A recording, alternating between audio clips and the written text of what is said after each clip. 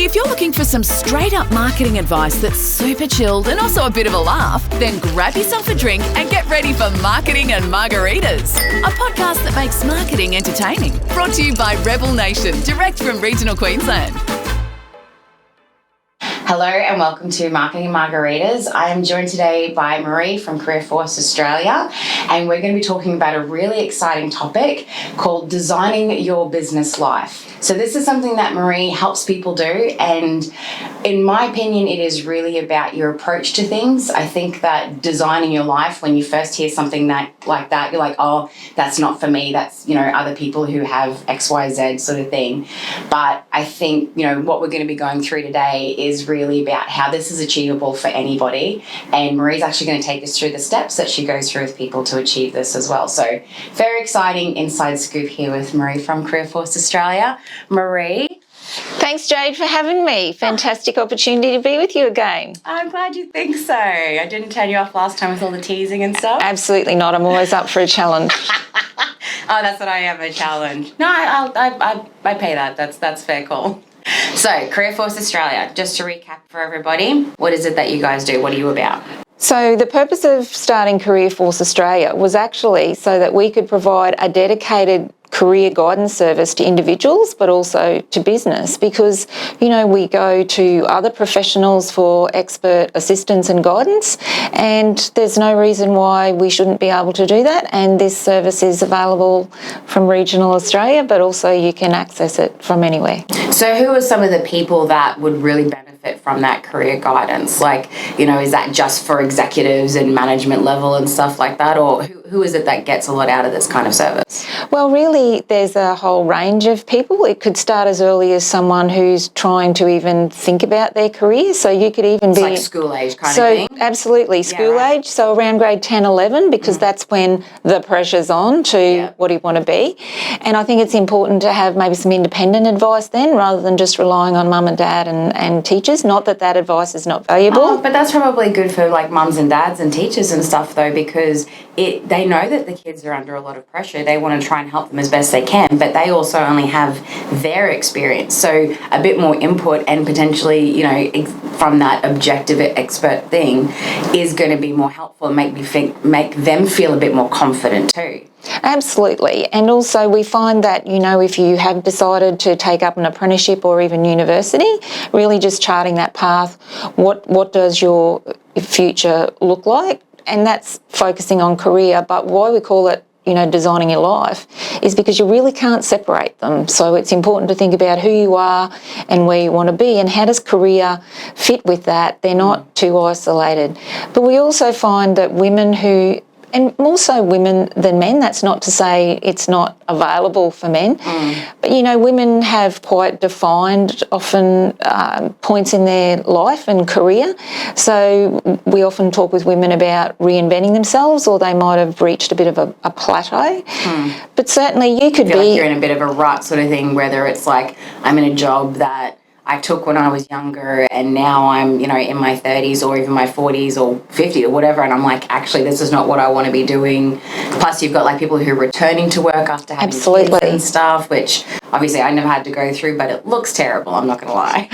Well, and it's sometimes you just don't know where to start. It's like designing a home. You don't know where to start. So you go and talk with someone about, and they go, well, what are you looking for, or what lifestyle do you actually want to live, or what life do you want to live? And working back from there. But we find that people who are in middle management or even higher management, often they're looking after others in a business about their careers, but they don't put the time and focus into their own. That doesn't sound likely. No, not at all. So it's just nice to have someone who is independent, trusted, totally confidential. Knows what they're doing. And they're on your team. When you're talking with us, you're our focus. We're not concerned about other things. We're going, you're the focus. We're here to talk about you. What sort of life do you want to live from that point of view? But I can say that it's very practical. We're not talking about, the fuzzy, I want to go and live on the moon. We're actually talking about this is where I would like to go, and this is where I'm at. So we basically start, if you put it in business terms, with a situational analysis, and we use those tools to help people chart. It can be simple, or it can be more involved with a program where you might come a few times with us and talk with us. And we can also be your check-in accountability, which I think is really useful. Well, and I know, like, even just from the business relationship that you and I have had, like, it is very much that, like, you have definitely, like, quickly became one of my mentors, you know, once we met, etc., because you've 100% championed me. Like, I know that you support me without a doubt, and you just genuinely seem to want the best for me, which obviously feels good. But then on the other side of things is that it's not just like a rah, Jade, yay. It's always like oh, have you thought of this? Oh, I saw that. I think you should put your hand up for this. You said you were going to do that. Have you done it yet? Like, it is in a very, you know, like, in a good way though. It's encouragement, both from a like a support sense, but also encouragement as in, like, here's some things that you should be thinking about. Here's some things to be doing. So it is that real practical and kind of motivational mix, which I think sometimes with coaching and like, not that specifically coaching, but, you know, people think it's just going to be someone sitting there going, yay, and, you know, here's some tools and spreadsheets, and you're just like, what do I do with this? You know, whereas, absolutely. Yeah, you're very hands-on with that stuff. And you have to have that empathy for someone to want to realise. And one of the things we focus on is, you know, often as that external party, you can really see what somebody has and what they have to offer. It's almost like taking them by the hand and saying, it's going to be okay, let's have a look at this, and empowering them to take some very practical steps. And you can go at your own pace, but I am good at nudging. Because that's why you come. If you come if you didn't want the assistance, then you wouldn't be there. That's right. If you come to see someone and you walk out the door the same as when you came in, well, what's the point? We haven't done our job.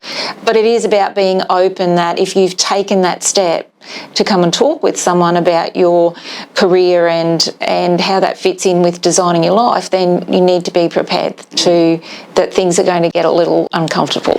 So you can give me really good segues into the topic here, but I just want to say one last thing, because I literally only heard it this morning and it really applies. What you just said about how getting that third-party person, that third-party perspective as well. So the thing I heard this morning was that you can't read the label when you're in the bottle. Correct. So it's sort of like, it's really hard. So, like, I know I struggle with this, is like understanding what your strengths are and what you bring to the table. Because to you, if you've grown up and you're always, you know, it's always been easy for you to do X, Y, Z, you don't know that it's hard for other people and that they actually potentially want to learn that from you or see that as something that you can offer, kind of thing. So whereas someone on the outside's like, oh my God, you're good at this and this and this sort of thing, you know? Yeah. So yeah, you can't see the label when you're in the bottle. So I just want to say that because I think it fits. It's really appropriate, and it is, and often it's hard to take those steps to look inward, whereas, and, you know, people often are looking outward, but it's important to have that balance about how you really see yourself. And once you know, take off that veil and start to see yourself with all those strengths and characteristics, you can start doing something with those things, and that is what empowers people. That is what gives them confidence.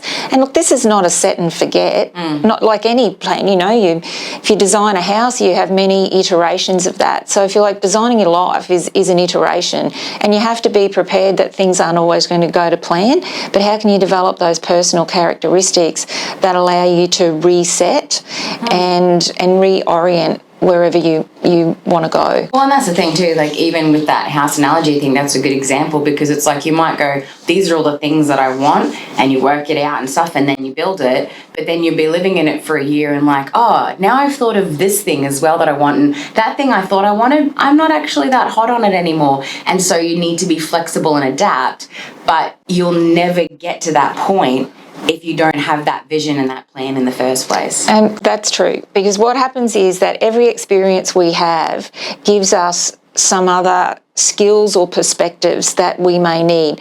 So you might end up on a slightly different diversion, and you never know, you might actually, happenstance on something that will take you to a place.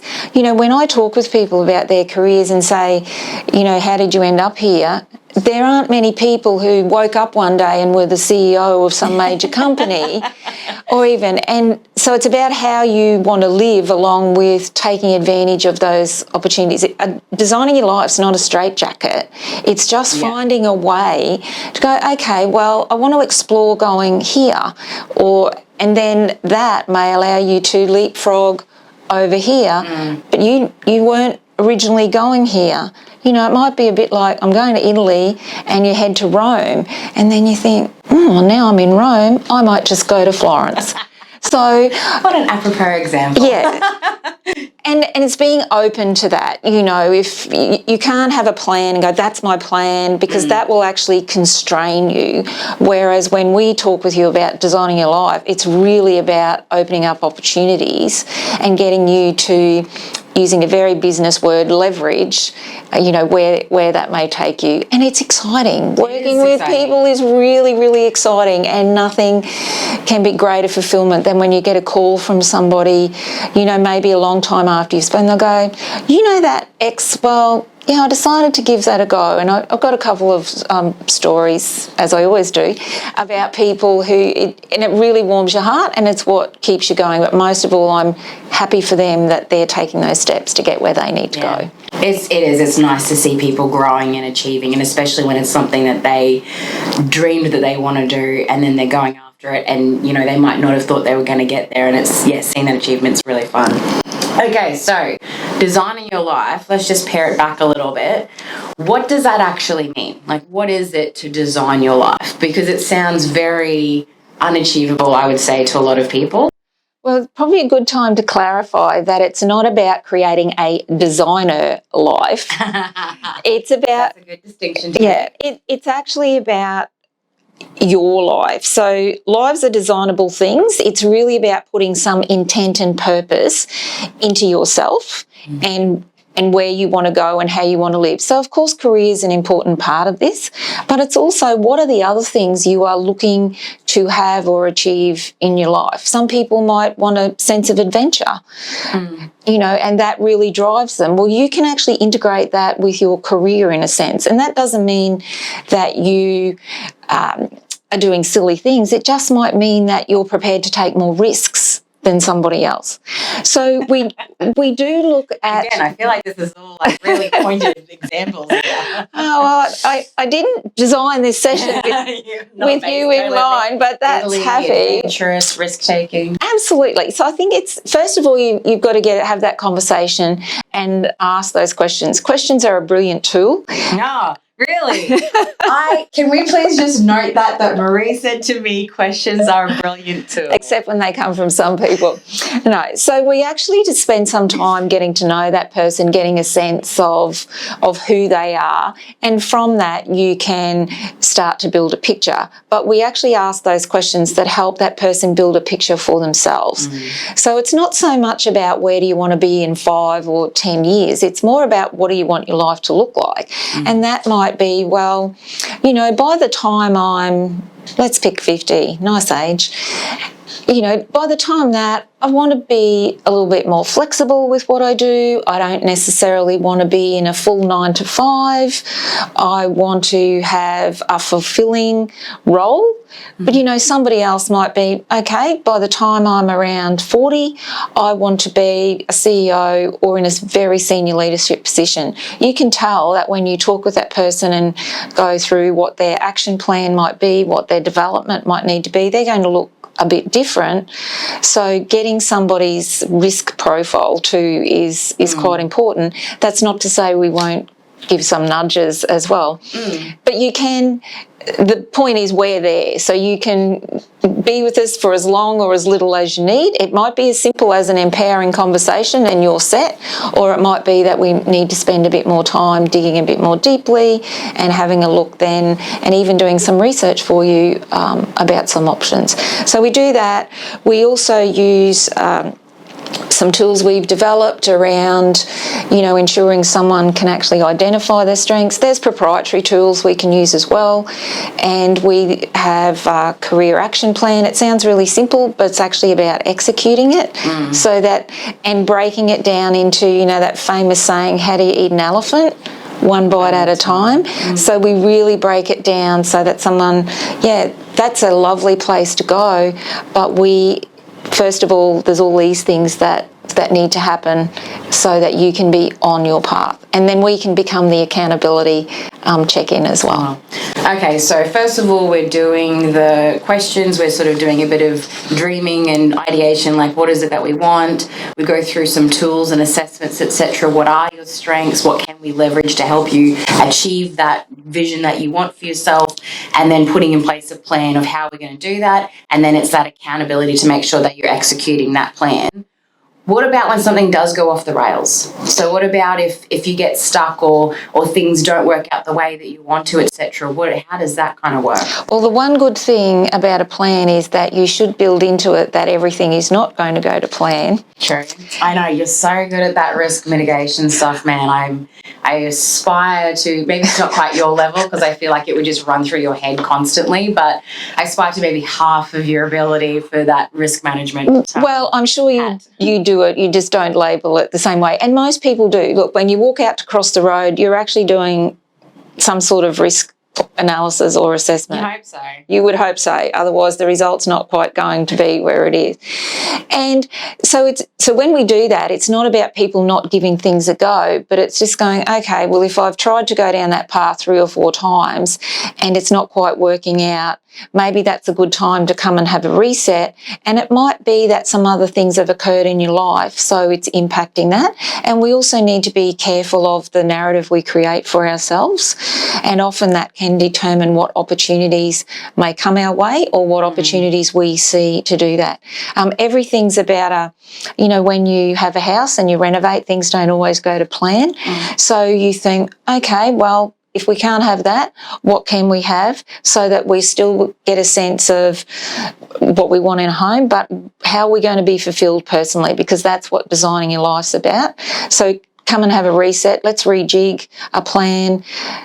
Maybe it is you have a significant event in your life and you actually need to undertake some formal retraining. Maybe you actually want a total career shift. Maybe you do wake up one day and go, I don't want to be this anymore. I just briefly, many years ago, in our friend circle was a dentist. And he literally woke up one day and went, I don't want to be a dentist anymore, and decided to become an accountant. Go figure. Wow. I mean, like anything else.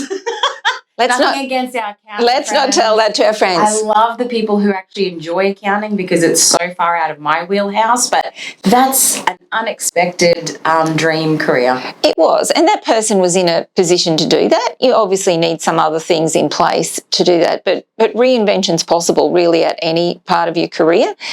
But if you think about it, there are some transferable skills. From a person point of view, being a dentist to going into accounting, yes, you actually need to get the qualification and learn that profession, but from a person point of view, there's some transferable skills. So that's why looking at you as a person is absolutely at the core of designing your life and designing your business life, because it's what you have and what you bring to the table, and then all those things you add to that to be able to, have the career you want, have a fulfilling role, and Live life the way you want. Live life the way you want. Yeah, and I think that I know, like, one of the things I most hear from people when they're sort of trying to figure things out or whatever is they're not actually like your dentist friend who wakes up and goes, I want to be an accountant. Most people say they don't know what they want.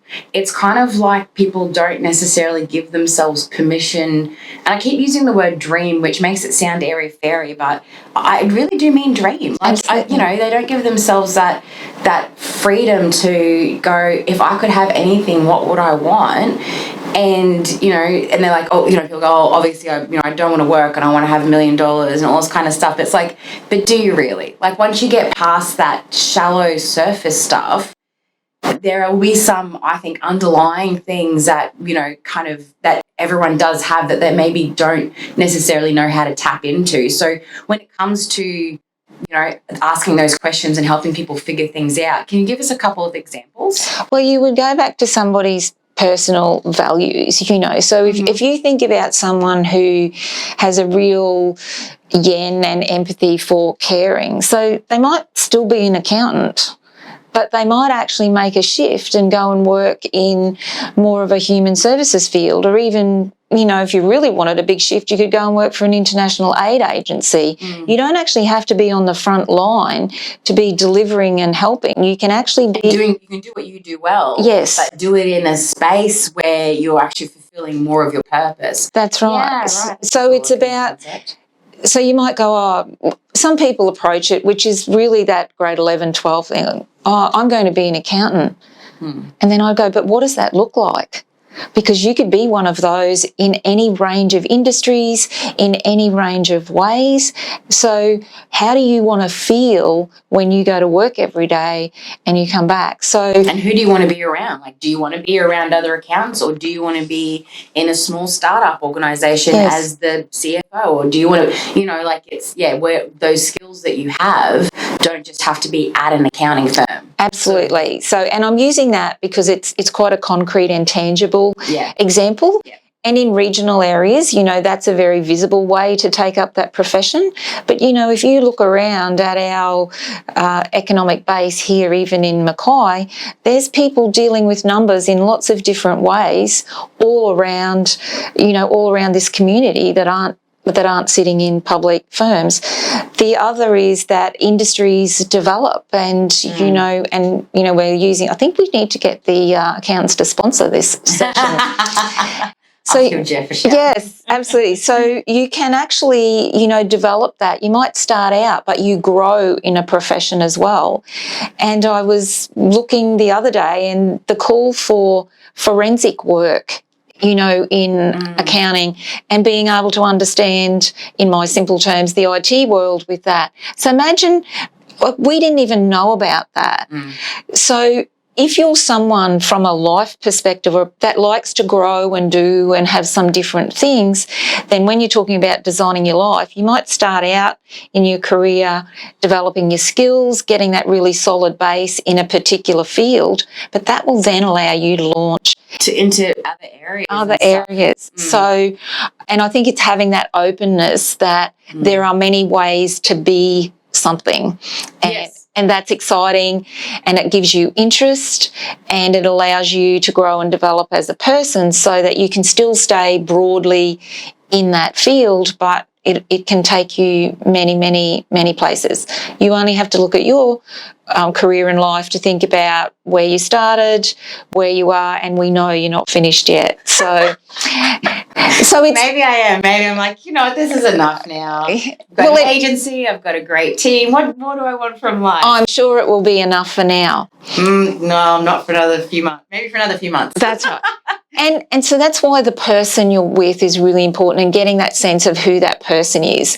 So as I said, that situation, so strengths and not so much the weaknesses, we like to focus on the strength. What's important to them from a personal values point of view. It is good to actually get them to how do they see themselves, but we have some other techniques, and I can't give away all the secrets. Okay. Where, you can get a sense of, well, is that how other people see me? And that can be, the real boost. And we're certainly here not sugarcoating, as you said, but I would never accuse you of sugarcoating, Maree. It's very practical, and we are in your corner. But it allows you, and I really wanted to pick up on that point, you can come and have a conversation with us about your dream, and they're in a vault until you choose what you want to do with them, and we can work through. Whereas sometimes you feel a little bit embarrassed or compromised, maybe having those conversations with partners, correct, family. And once you say it, it's out there in the universe, and the universe might have some influence over it. So, just allowing someone that permission to have a conversation about their future, whether you're 15, whether you're embarking on your career, And for younger people, sometimes it's having that conversation then with mum and dad that I'm not sure I want to be a lawyer, you know. So all those things, and that's around, you know, even scripts with people on to get them to practice how to have those difficult conversations or even how to have a conversation. So, you know, those are the things. But it's really getting to the core of the person and what they see as, what does it look like? You know, when you ask people what does something look like, they can actually usually paint a picture because it takes the pressure off them. And we want them to do that. And they go, okay, well, we first of all make sure, you know, that their whole life's not going to be at risk by doing this. And I mean, you know, this is saying... So take into, like, account practical considerations. Absolutely. Like, you know, you still need to buy food and you still need to perhaps pay your mortgage. So... That's something that sits there, but you can also deal with that as well in that sense. But and we're not saying that we're the experts on all those things. What we're saying is we focus on the person and the person in that business, if that's the case. So for the business, you've got to expand that with another layer over it.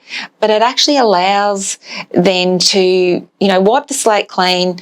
Let's not worry about what all those preconceived ideas were of yourself as much as anything if we're talking about individuals. And in businesses, people can often get pigeonholed. So they don't realise sitting in front of them is a talent that they could use in another way. Because they're just seeing them as this. Yes. And, you know, that's nice and reliable. You know, if you come in every day and that person's doing a fantastic job in that, everybody's happy. But you really can't afford to be doing that anymore because we've got issues with attraction, retention. So you might have a talent pool sitting in front of you. You just might need to do things differently. And, yes, you might need to invest in them in a different way. I've often used an example of when talking with women, and it can be men as well. What about those women who've sat in accounts payable for 10, 15 years? They're fantastic at it. Everything runs smoothly. Why can't they, with some support and development, be the head of finance? They don't see that. And sometimes businesses need a hand to see that as well and what that will involve, and is that a good investment for the person, and is that the benefits that'll come back to the business and the individual. Yes. So you do have to, when you think about designing your life and in the context of either an individual or a business, you do have to look at what's happening in the environment that you're in, and you do, just as you do in business, need to make some analysis about what's going to happen. And you know, we hear so much talk about skills of the future. Well, you know, a lot of things happen incidentally, so you can actually be preparing for your future now, and you've already thought about, well, what do I want it to look like? You know, and pardon the pun here, but let's say you became a concreter. The time that you can comfortably be a concreter is maybe 10 to 15 years. Oh, really? Max. Why? I know nothing about concreting. It's hard work, it's physical work, right? And the way you use your body in concreting, you're pretty much going to wear out. Yeah, right. So if we look at, as I said, it's a really concrete example and a very tangible one. So thinking about that, what's that look like past? So if you became a concreter at probably 15 to 17, by the time you're 35, and that's young. That is so young. That is very young. So but you need to have thought about that at 17, that's sort of predictions for certain industries and what's going to happen to individuals in them. Some people might be lucky, and it can happen in other industries as well. I was just using that one because people can really get their head around that.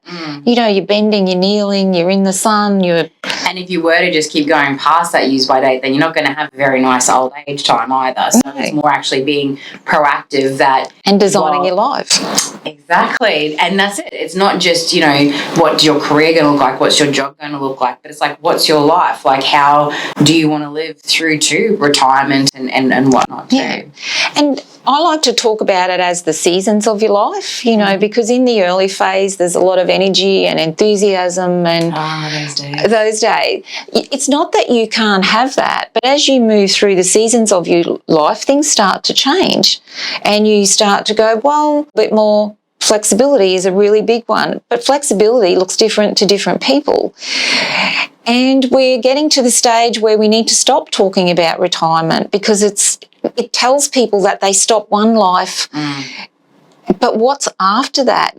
So part of what it's a weird word. It's a terrible word, Retired, really. like you're tired again. Yeah. You were tired before and now you are retired. It's just strange. Well, really, it's just another season where maybe you don't want to be 40 hours a week doing what you did previously, but you're still useful. You still want to make a contribution. And you still have things that you want to try and absolutely. learn as well. So my mum's one of 5 girls and she's the oldest and the youngest one lives in Brisbane and the rest of them are all around Mackay region-ish sort of thing. And so Auntie Louie moved away when I was really little and, she's quite high up in Centrelink and stuff and, and she chose that. She loves her career and she's got great friend group, all that kind of stuff. And I think she's maybe turning 65. Very young. She's in between 60 and 65 at the moment. Maybe she just turned 60. Oh, God, I'm terrible. I can't remember. She's 60, I'm pretty sure, at least. And I think she's 60. I said she was 65. She's going to kill me. I don't think she listens. Just don't show this. Fine, yeah. Just don't show this episode. I don't know what you mean. But, she's talking now about retiring in the middle of this year and moving back to Mackay because all the other girls are older than her and she wants to come back and be with family and stuff sort of thing. But she's like, I'm going to retire from this job, but I'm not going to stop. So she's like, when I come back to Mackay, I'm going to be looking for opportunities to explore some other interests and do other things I want. And yes, some of that will just be like, potentially volunteering or gardening or hanging out with her sisters and family and whatever. But, part of it is that she is going to be looking for another job when she's here, even though she's definitely at least 60, because she doesn't want to stop doing that. She doesn't want to stop working. No. And why would we as a society or as a community want someone with all that skills and knowledge to actually stop? But the nice part about that season of your life is it allows you to really release yourself from the chains of stereotype or the position you've been in and go, okay, I might go and learn Spanish or I might go and support people who are need some help because I understand what that requires. But the thing is, you don't necessarily need to do it Monday to Friday from 9 to 5. So if you look at it in designing your life from that sense, because what you've decided from a life point of view is that you do want to garden, you would like to have more time to go to morning tea. So that's why you can't separate really your career and business life from it's just all life. Because it's just all life. And if we think about it as seasons, it allows us to transition and we don't have to be in this one thing forever. Correct. And it's also okay for seasons to end and turn into something else because that's natural. That's the normal cycle of life. And that's why it's a really great I like that term. analogy. You're welcome. Happy to share. And it also takes away all those emotional restrictions we put on ourselves about, I'm this now, so I need to be doing this. Well, really you don't. You need to think about how you're going to get that level of satisfaction and fulfillment in the context of your family obligations, if you want to use that word, how you want to live in a community, all those types of things. So if we think about that, we're just designing your life allows you to prepare for transition and the seasons of your life. And it's really hard to do that because you don't really know what that's going to look like in a sense, because, if you become a mum, you don't really know what that looks like until you're in the middle of it. But you're still other things than a mum. It just might mean for a period that takes a priority. So through your seasons of your life, different things take priority. How do you adjust things around that as well? But, it's not an all or nothing decision. Designing your life's not, that's what I said I was going to do. You can actually change. And like we said earlier, you need to be able to, I hate the word, but like pivot and be flexible. So for anyone who is still finding this a little bit intangible, like obviously you had your dentist friend and I have my aunt as examples. Do you have any other kind of case studies or examples you can give that will maybe make it a little more practical for people and drive it home? Certainly. So one I've prepared earlier. Oh my goodness, it's almost like you knew I was going to ask you for some examples and you didn't want to be left short. Absolutely. So this is a case study about Jordan, not his real name, obviously, so I don't compromise any confidentiality, but it's really about a story of giving things a go and developing skills and how you can use experiences for that. So young male, uni, I was doing a marketing and HR degree, and while he was quite set that he wanted to be at university, he wasn't really sure of his career direction, but he had a really good family support and they were allowing him to find his way, but family was very important to him.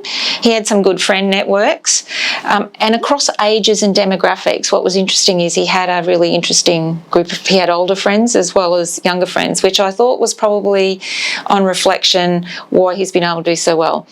So without his strengths, he was extremely personable and could talk to just about anybody. So, and in some ways that allows you to advance things that's difficult for people. Anyway, at uni he got involved in activities inside and out. So in that sense he was developing a profile. I don't think he was intentionally developing it, but that's what was happening as a part of it. And because he had that level of participation and got involved, his characteristics were evident. You know, you could ask him to do things and he was reliable. Reliable's big. Employers love reliable. Anyway, he was always open to opportunities. So would just get involved in things. If something was going, go, yeah, I'll give that a go. And without big noting, without it being a big deal, and would encourage others. So always about that. But anyway, the point of the story is that post-uni, he came to me, or was late uni, and was wanting to apply for this particular job.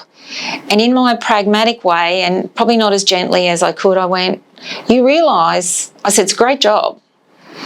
And yes, you've got some of the skills, but you do realise that in the context of that particular organisation, you're here and that job's here. I said, but that's no reason not to give it a go if you're prepared to invest, realising that the outcome may not be that you'll get the job. No, but it's a good opportunity for me to see where I'm at, etc. And I said, you'll need to craft your application carefully so that they can see the potential, as opposed to, yes, I've got, 10 years experience in leading people. Anyway, so there was no harm. So there's the thing, giving it a go. Well, anyway, Jordan got that job. And this is not a Pollyanna story at all, but what it's a story about is that because he was in the mix and things changed while that job was being advertised, they actually did some adjustment. So he got the job, not at the level of the original job, right, and was offered support. But he still got the job. Which meant it was a perfect opportunity for skills development. It was also another way to build profile, make connections. That wasn't why he applied for the job. He just thought, this is what I want to be doing. Yes, and I can see that it would be useful. So the lesson here is that sometimes you've got to give it a go, and even though you get some practical advice, sometimes you might need to go, yes, but I still want to do that, even knowing that the outcome may not be ideal. And why I wanted to highlight Jordan was not only for that example, but also for this, which is it's only short. Sorry, Jade. Don't be sorry to me. So post all of that and degree, the opportunity came up for him to work for an elected member of parliament. He'd always had an interest in politics and had sort of worked with people too. Absolutely. Anyway, and in various discussions, he'd made that clear. Well, in that conversation, when he sought our assistance, we worked through where he was at in his life. So what season was he in, to some extent? And the key question I put to Jordan was, because all the other ducks really lined up and we went through all that, was if you wake up in 5 years' time not having taken advantage of that opportunity, knowing it's something you wanted to do, how will you feel? Will you regret it? And the answer was yes, he would. And I said, well, there's your answer as to what to do. Now, that job may not be forever. It was actually only a contract at that time. But I said, what a perfect way to go and give it a go, and then you're not under any obligation that you've signed up to someone and you feel bad if you left within whatever period of the contract. So giving it a go, and being alert to opportunity there. So there's never going to be a right time, but when an opportunity presents, it's really important to understand whether that opportunity will come again. So you may need to be flexible, reset, a bit like our phones need to do when we're trying to navigate somewhere, and seize that. So all of those experiences along the way actually helped that Jordan not only get the first job, but transition to those other roles. So growing skills and putting yourself in situations where you probably weren't always comfortable allowed that to happen. And, and I'm telling the story like it was pretty neat, but it wasn't necessarily neat. Life's never neat. They're not. So there were bumps along the way. And, that young man will go a long way, and I get absolute delight from every now and again I get the courtesy call to say, this, and sometimes it's like, what do you think about that? So, but it's a privilege to be invited into somebody's life, because often you become aware of things that they may not have told a lot of people. So being absolutely confidential in that vault is just so important. And for us, it's just so fulfilling. I mean, how wonderful that they've taken that leap, invested in themselves, and they're doing something they want to do. They won't be doing it forever, because in a sense, other things have a priority in that young man's life as well. So it'll be time to eventually to transition to something else. Which is a good segue into what we're talking about as our wrap-up tip for today as well. So there was something we always like to do, a little bit of extra advice right at the end to finish off the episode. So what was your wrap-up tip in regards to people designing their lives? Well, the nice thing about designing your life is that you are taking a really conscious, intentional and purposeful step to investing in yourself, which is one of the hardest things that we do. And by actually doing that with an independent, trusted professional, then it's actually a really safe way to start investing in yourself. And practical way though too. And practical. I think that sometimes people think that if they do take the time to, sit back, reflect on their life, think about what they want, etc., they might be concerned, this is just navel gazing, or this is just wasting time, or that's not realistic, etc. So doing, partnering with somebody to do that can actually make it a practical, tangible thing. But I agree. I think investing in yourself, it's so easy, again, to see, what other skills and potential and opportunity there is for other people. You deserve that same reflection, that same thought, that same encouragement. And you don't want the seasons of your life to pass you by, because each one brings another opportunity. So I can't leave without saying it's really important to be open and alert to opportunity. The big thing for people is they don't often see it as an opportunity, and they don't often see it as an opportunity for them. So you've got to actually be open, alert, and then see it as an opportunity for you, and understand if now is the time to say yes to opportunity. Then do it. Yeah, absolutely. Back yourself and take that risk. Back yourself and do it. And you never know what might happen. And nothing is all or forever. Well, that's the thing though too. The worst that can happen is that you might just keep with what you already have, and then you're no worse off anyway. That's exactly. So there's real benefit in taking that step to look at designing your business life, which incorporates life as well as your career. 100%. Thank you so much for joining us, Maree. It's I always love your passion and insight and stuff like this. It's always a very enjoyable conversation to have. So thank you very much for coming on and actually doing it on camera as well. Thank you very much, Jade. I'm always open to your questions, and I'm glad we've got that recorded as well. And up for opportunity. Always open to your questions, Jade. I didn't say I was going to answer all of them. And it's really important to get comfortable with being uncomfortable. So there you go, and be open to opportunity. Thanks for coming on. Appreciate it. Thanks for joining us. I hope you really enjoyed that one. I think that's one of those ones that you're probably going to have to watch again to really make sure that you get all of the nuggets out of it. That sounds terrible, but you know what I mean. Hope you got a lot out of it. Thanks for joining us. Cheers. Thanks for listening to this episode of Marketing and Margaritas. Find more free marketing tips, tricks and laughs at rebelnation.com.au.